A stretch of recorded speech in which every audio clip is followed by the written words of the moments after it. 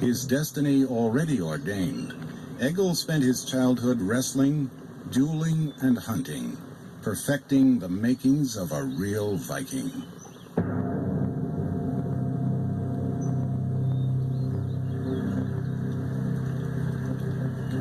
Egil impatiently awaited the first sign of spring and the chance to go to sea in a longship and go raiding.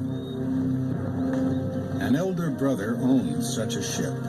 When he began to recruit men from the villages, Egil joined him. In spring, they started preparing a big longship, and as soon as everyone was ready, off they went.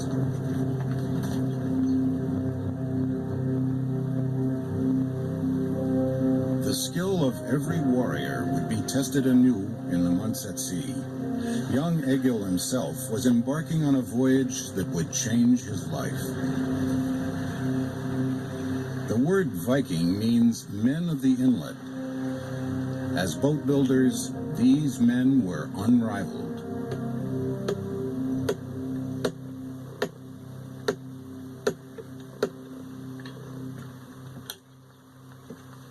By late in the 8th century, when the Vikings swept down upon the monks at Lindisfarne, the Scandinavians had developed a craft that would change history.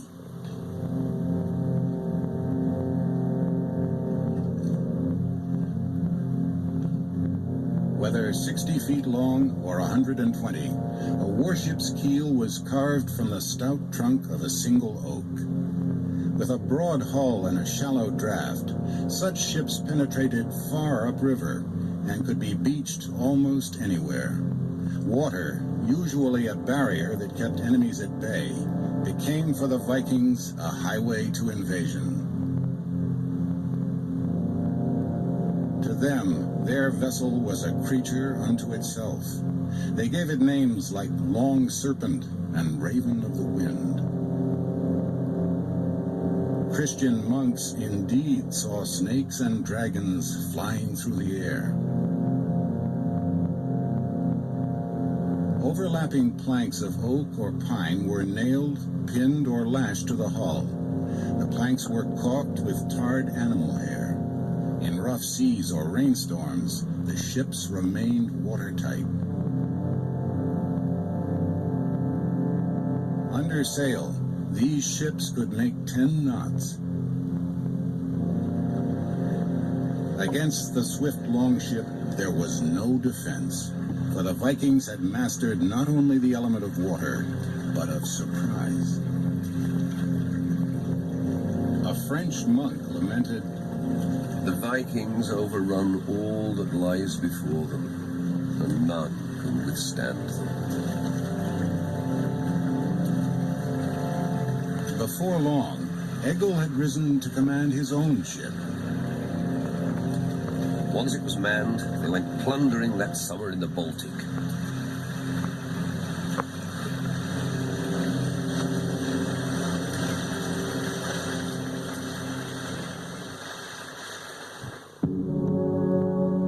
During long stretches at sea, Egil and his crew would pass the time playing board games, such as Capture the King.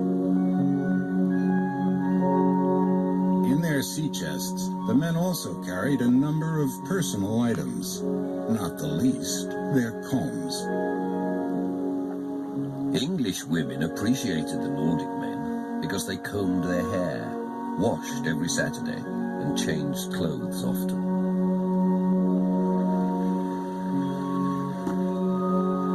After making many raids and winning a great deal of loot, Egil sailed into the Baltic to Courland, in what is now Latvia.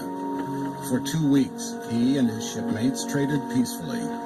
Just as suddenly, Egil changed tack and sailed away to resume plundering. One day, Egil and his comrades put in near a large estuary that lay beneath a vast area of forest. They decided to go ashore and divide into groups, each of them 12 strong. The men took up their weapons and headed inland.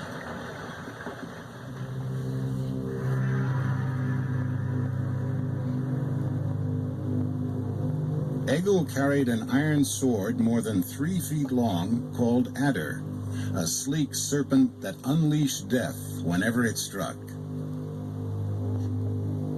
It was light enough to wield in one hand, but strong enough that it would not shatter against a shield.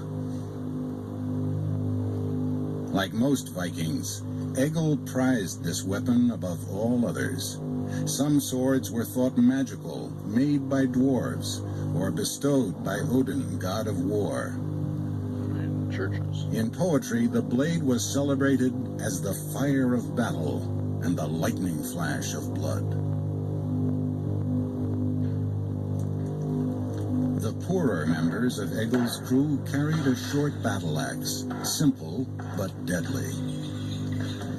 He swung his axe and crashed down on Thrain's head, splitting it down to the jaws and spilling his back teeth onto the ice.